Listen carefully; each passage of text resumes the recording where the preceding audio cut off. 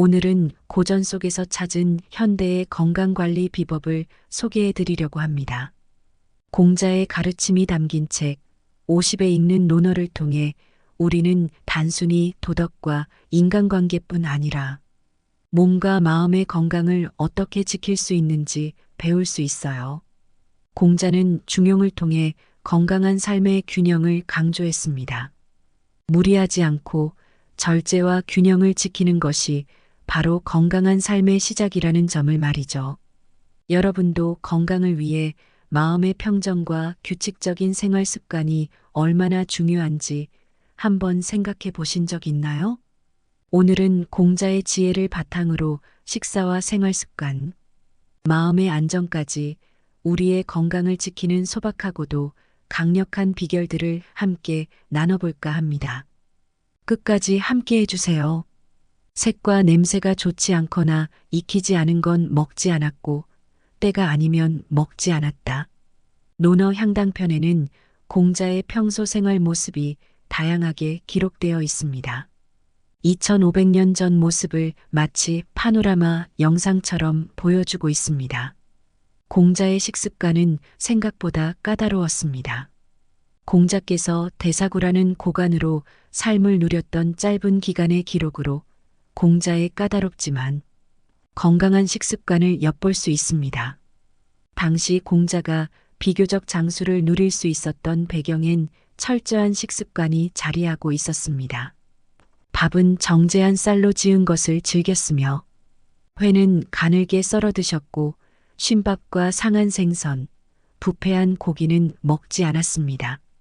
빛깔과 냄새가 좋지 않은 음식은 먹지 않았으며 잘못 조리되었거나 때 아닌 음식은 먹지 않았습니다. 바르게 자르지 않은 음식은 멀리했으며 어울리는 장이 없으면 먹지 않았습니다. 고기는 많이 먹었으나 밥의 기운을 이기지 않게 했으며 술은 정해진 양 없이 마셨으나 어지러울 정도까진 아니었습니다. 음식은 적당하게 먹고 과식은 하지 않았습니다. 나라에서 받은 제사 음식은 밤을 넘기지 않았고 집에서 제사 지낸 고기는 3일을 넘기지 않았는데 그 이상 넘기면 상하기 때문이었습니다. 비록 거친 밥과 나물국이라도 반드시 공경한 마음으로 고시래를 했습니다. 당시 73세까지 장수했던 공자의 식생활을 잠깐 엿보았습니다. 2500년 전에도 이렇게 까다롭게 식습관으로 관리했다는데 놀라지 않을 수 없습니다. 50에 시작해야 하는 건강관리. 평균 수명은 늘어도 삶의 질은 크게 좋아지지 않습니다. 스트레스에서 벗어나기란 쉽지 않습니다.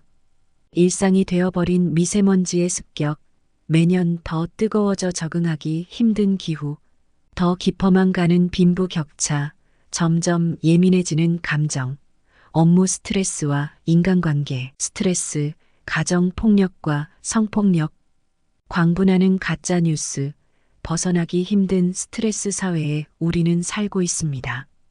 50이 되면 건강의 적신호가 이곳저곳에서 나타나기 시작합니다. 사회적 건강의 적신호가 가장 먼저 켜집니다. 50이면 많은 이가 조직에서 물러나거나 밀려납니다. 정년퇴직까지 버틴다고 해도 60즈음엔 결국 떠납니다. 사회적 연결에서 멀어지니 정신적 건강에도 문제가 발생합니다. 그간의 대우와 인정으로부터 소외되면서 스스로 격을 따지고 권위를 바라는 보수가 됩니다. 사회적 거리가 멀어지며 정신적 문제를 야기시키고 결국 육체적 건강까지 악화되는 악순환의 소리가 시작되기 쉽습니다. 평균 수명과 평균 건강 수치가 아무리 높다 해도 거기에서 벗어나 있다면 공허한 숫자에 불과합니다. 50이 극복해야 할 가장 중요한 숙제가 하나 있다면 바로 건강입니다. 당장 문제가 되는 건 아니지만 지금부터 꼭 챙겨야 할 과제가 바로 건강 문제입니다. 50은 노년의 청년기. 패족이 된 이후 방황하고 있는 아들에게 다사는 편지를 썼습니다. 파손되거나 찢어진 것을 가지고 어루만지고 다듬어 완전하게 만들어야만 바야흐로 그 공덕을 찬탄할 수 있듯이 죽을 병에 걸린 사람을 살려야 훌륭한 의원이라고 부르고 위태로운 성을 구해야 이름난 장수라 일컫는다. 대대로 높은 벼슬아치의 자제들이 좋은 옷과 멋진 관을 쓰고 다니며 가문의 이름을 떨치는 것은 못난 자제라도 누구나 가능한 일이다. 이제 너희들은 망한 집안의 자손이다. 그러므로 더욱 잘 처신하여 본래보다 훌륭하게 된다면 기특하고 좋은 일이 아니겠느냐? 인생의 50고개에서 육체적 정신적 사회적 문제에 직면하지 않는 사람들은 정말 잘난 집안의 자손들처럼 극소수일 것입니다. 부자가 부자를 유지하는 것도 쉬운 일은 아니지만 가난한 사람이 부자가 되는 건 더더욱 쉬운 일이 아닙니다. 그러니 그게 더 가치 있고 보람 있는 일일 것입니다. 처음부터 자신만의 길을 걸어 전문성을 높이는 것도 쉬운 일은 아니지만 50이 넘어서도 건강을 유지하며 자신의 잠재력을 찾아 한 분야에 획을 그을 수 있다면 그만큼 가치 있는 일도 없을 것입니다. 그야말로 공자께서 나이 먹는 것도 잊을 만큼 몰입하게 만든 재밌는 일일 것입니다. 조직을 떠나는 요즘 50대를 다산 선생이 봤다면 아마도 비슷한 말씀을 하셨을 것 같습니다. 풍요롭게 인생 후반을 사는 사람들을 부러워하거나 시기할 필요는 없다. 하지만 열악한 환경과 조건을 극복하면서 행복한 인생 후반을 만들어가는 사람들이 있다면 그들은 존경받아 마땅한 일일 것이다. 죽을 병에 걸린 사람을 살려야 명의라 불리고 위기에서 일어나 멋진 결과를 만들어내야 훌륭한 사람이라 불릴 수 있는 것이다. 부모를 잘 만난 덕에 부를 이루고 가문의 이름을 떨치는 것은 평범한 사람이라도 누구나 가능한 일이다. 준비한 것 없이 밀려 퇴직한다 해도 지금부터라도 건강을 잘 유지하면서 더욱 잘 처신하여 본래보다 훌륭하게 된다면 기특하고 좋은 일이 아니겠는가 하고 말이죠. 물론 모든 이가 다 훌륭해질 수도 없고 그렇게 될 필요도 없겠지만 퇴직 이후에도 열중할 것이 있고 시간 가는 것도 잊을 만큼 몰입할 수 있다면 행복한 삶이 아닐 수 없습니다.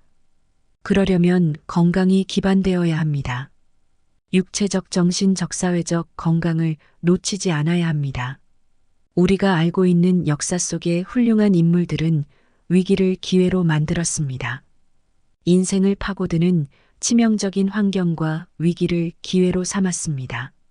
유배지에서 18년이나 보냈지만 조선 최고의 학자로 우뚝 선 다산 정약용, 그리고 50이 넘어 제주도로 유배 갔던 추사 김정희는 집 밖으로 나오지 못하는 극한의 생활 속에서도 추사체로 당대는 물론 후대까지 이름을 떨쳤습니다.